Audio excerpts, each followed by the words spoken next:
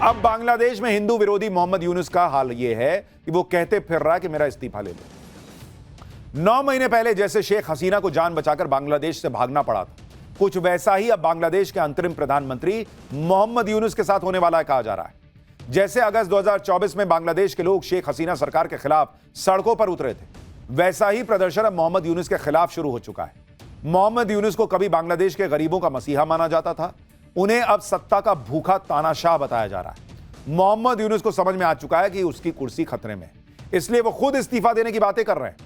मोहम्मद यूनुस ने कहा है कि मौजूदा हालात में राजनीतिक पार्टियों के साथ मिलकर काम करना मुश्किल है। वो बंधक जैसा महसूस कर रहे हैं। जब तक राजनीतिक दल आम सहमति तक नहीं पहुंचते, वो काम नहीं कर पाएंगे। यानी भाई ने कह दिया है कि मेरे से नहीं हो रहा भाई, मुझे पब्लिक दौड़ा दौड़ा के मारे, उससे पहले मैं छोड़ देता हूं। जो मोहम्मद यूनुस भारत से दुश्मनी ले रहे थे, चीन से सेटिंग भिड़ा रहे थे, चिकन नेक पे अटैक करने का प्लानिंग कर रहा था। चिकन नेक, अब उसकी खुद की नेक जो है वो मरोड़ी जा रही है। आज उनके गले पर ही तलवार लटकी है। जरा यूनुस के इस्तीफे के पेशकश की इनसाइड स्टोरी समझिए। दरअसल यूनुस भले ही इस्तीफे की पेशकश के पीछे पॉलिटिकल पार्टियों को जिम्मेदार बता रहे हैं, लेकिन असली वजह उनका डर है कि बांग्लादेश की सेना उनका तख्ता पलट कर देगी। क्योंकि जिस बांग्लादेश की सेना ने यूनुस को सत्ता के सिंहासन पर बैठाया था, वही अब उनके नीचे से सिंहासन खींच लेना चाहती है। बांग्लादेश के आर्मी चीफ जनरल जमान ने यूनुस सरकार को वार्निंग दी है कि बांग्लादेश में आम चुनाव दिसंबर से आगे टलने नहीं चाहिए। अंतरिम सरकार को बांग्लादेश के संवेदनशील राष्ट्रीय मुद्दों पर फैसला लेने का संवैधानिक हक है ही नहीं। राष्ट्रीय सुरक्षा से जुड़े फैसलों में सेना को नजरअंदाज करना बर्दाश्त नहीं किया जाएगा। यानी बांग्लादेश में अंतरिम यूनुस सरकार और सेना खुलकर आमने सामने आ चुके हैं, क्योंकि यूनुस को अंतरिम प्रधानमंत्री सिर्फ तब तक के लिए ही बनाया गया था जब तक कि चुनाव नहीं हो जाते। लेकिन अब मोहम्मद यूनुस चुनाव करवाने में टालमटोल कर रहे हैं। बांग्लादेश में कहा जा रहा है कि मोहम्मद यूनुस जनता के चुने हुए प्रधानमंत्री नहीं है, वो कार्यवाहक पीएम है, लेकिन ऐसे फैसले ले रहे हैं जैसे तानाशाह। यूनुस कैसे विवादास्पद फैसले ले रहे हैं उसके कुछ उदाहरण आपको बताता हूं। पहले मोहम्मद यूनुस ने अलकायदा से जुड़े आतंकी संगठन अंसारुल्लाह बांग्ला पर लगा हुआ प्रतिबंध हटा दिया। फिर बांग्लादेश के घोषित आतंकवादियों को जेल से रिहा कर दिया, जिससे बांग्लादेश में कट्टरपंथ बढ़ गया। शेख हसीना सरकार के तख्ता पलट के बाद बांग्लादेश में हिंदुओं के नरसंहार ने भी यूनुस की नीयत पर सवाल खड़े किए। फिर भारत विरोधी नीति और चीन का सपोर्ट करके मोहम्मद यूनुस ने बांग्लादेश की राष्ट्रीय नीति बदल दी। बांग्लादेश और म्यांमार बॉर्डर पर रखाइन कॉरिडोर को मंजूरी दे दी, जिसे आर्मी चीफ ने खूनी कॉरिडोर करार दिया था। सेना से पूछे बिना चटगांव पोर्ट का मैनेजमेंट दुबई की एक कंपनी को सौंप दिया गया। इतना तक तो फिर भी ठीक था, लेकिन मोहम्मद यूनुस ने बांग्लादेश की सेना में भी अपनी दखलंदाजी करना शुरू कर दिया। कहा जा रहा है कि मोहम्मद यूनुस आर्मी चीफ जमान के विरोधी और पाकिस्तान समर्थक जनरल फैजुर रहमान की फील्डिंग कर रहा था और जनरल जमान को सेना प्रमुख के पद से हटाना चाहता था। मोहम्मद यूनुस की साजिश की खबर बांग्लादेश के आर्मी चीफ जनरल जमान को लग गई। इसके बाद जनरल जमान ने देश की संप्रभुता को हथियार बनाकर मोहम्मद यूनुस को ही अल्टीमेटम दे दिया कि अच्छा तुम मेरी कुर्सी खाओगे, मैं तुम्हारी खाता हूं। उसको कह दिया कि सुधर जाओ वरना कुर्सी से उतार दिए जाओगे। मोहम्मद यूनुस पर सिर्फ आर्मी चीफ का दबाव नहीं है, पूर्व प्रधानमंत्री खालिदा जिया की पार्टी बीएनपी को भी यूनुस के इरादे समझ में आ चुके हैं। बीएनपी के समर्थन से ही यूनुस अंतरिम प्रधानमंत्री बने थे और अब आम चुनाव के मुद्दे पर बीएनपी ही उन्हें सबसे ज्यादा घेर रही है। बीएनपी ने यूनुस सरकार से 3 मांग कर दी है। यूनुस सरकार में सलाहकारों की संख्या कम की जाए, नेशनल सिक्योरिटी एडवाइजर यानी एनएसए खलीलुर रहमान को तत्काल हटाया जाए और दिसंबर तक आम चुनाव की योजना पेश की जाए। दरअसल शेख हसीना की आवामी लीग पर प्रतिबंध के बाद खालिदा जिया की बीएनपी ही बांग्लादेश की सबसे बड़ी राजनीतिक पार्टी रह गई। इसलिए बीएनपी को लगता है कि अगर चुनाव हुए तो उनकी सरकार बनना तय है। लेकिन मोहम्मद यूनुस चुनाव करवाने के लिए राजी नहीं हो रहे और तानाशाह की तरह देश चला रहे हैं। इसलिए कहा जा रहा है कि बांग्लादेश में किसी भी वक्त तख्ता पलट हो सकता है। तो ये तो हाल है, बांग्लादेश हो या पाकिस्तान।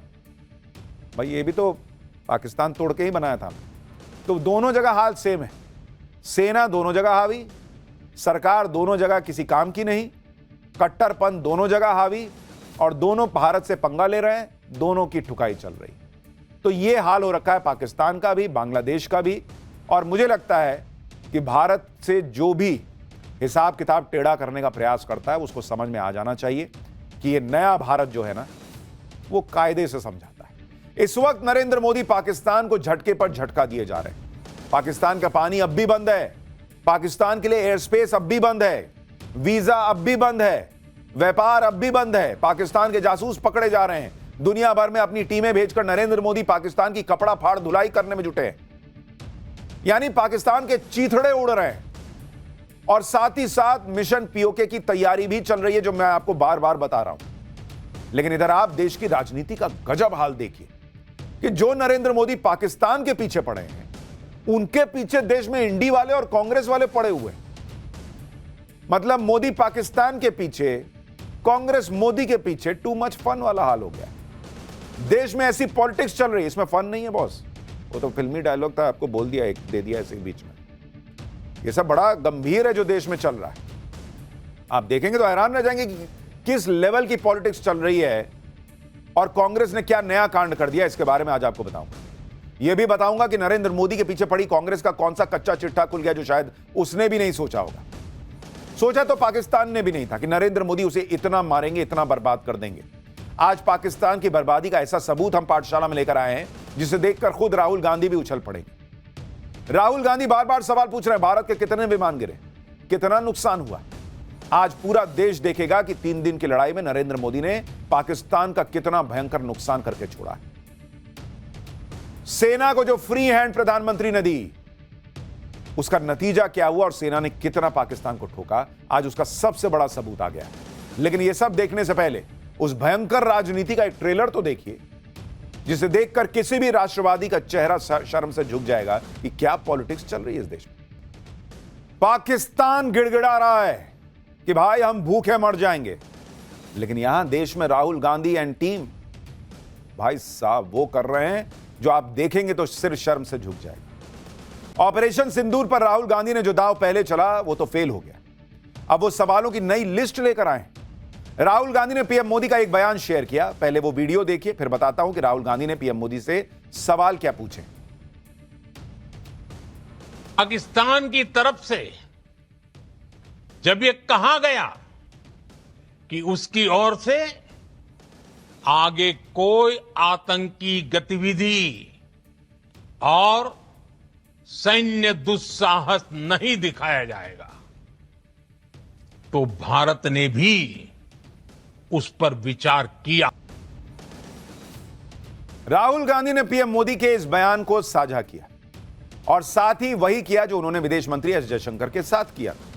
उनका भी पूरा बयान साझा नहीं किया था, पीएम मोदी के भी पूरे बयान का एक छोटा सा हिस्सा पकड़ लिया।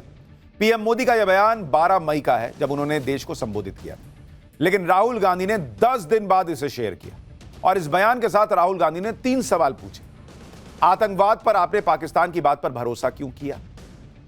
ट्रंप के सामने झुककर आपने भारत के हितों की कुर्बानी क्यों दी? आपका खून सिर्फ कैमरों के सामने ही क्यों गर्म होता है? इसके साथ ही राहुल गांधी ने कहा कि आपने भारत के सम्मान से समझौता कर लिया।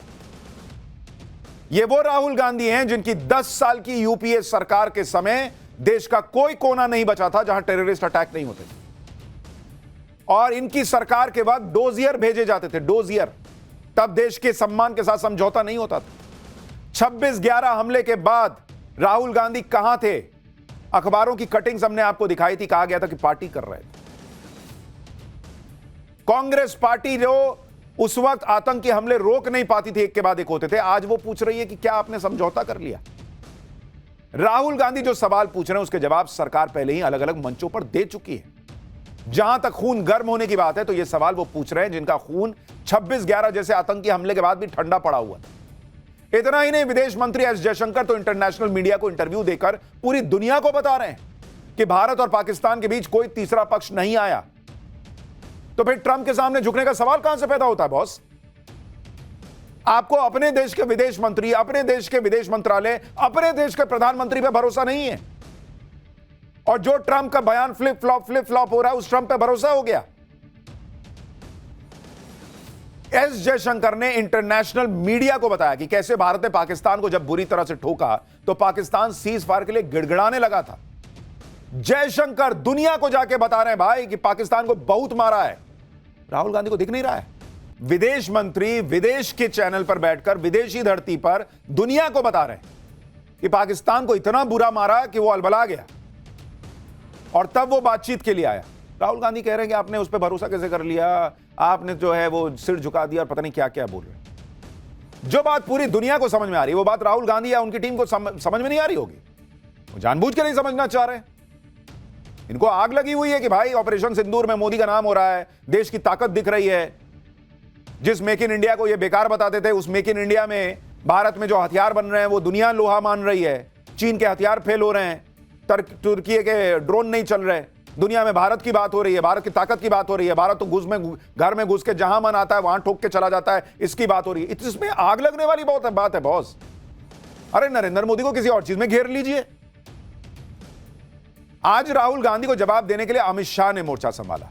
देश के जवानों के हौसले को सलाम करते हुए अमित शाह ने ऑपरेशन सिंदूर की सफलता को लेकर सवाल उठाने वालों को तगड़ा जवाब दिया। एक बार अमित शाह को सुनिए, फिर बताता हूं कि राहुल गांधी अब विदेश मंत्री एस जयशंकर पर कौन से नए सवाल लेकर आए। ऑपरेशन सिंदूर अपनी भूमि पर हुए टेरर हमलों के जवाब के इतिहास में सबसे सटीक और सभी उद्देश्यों को पूर्ति करने वाला ऑपरेशन था।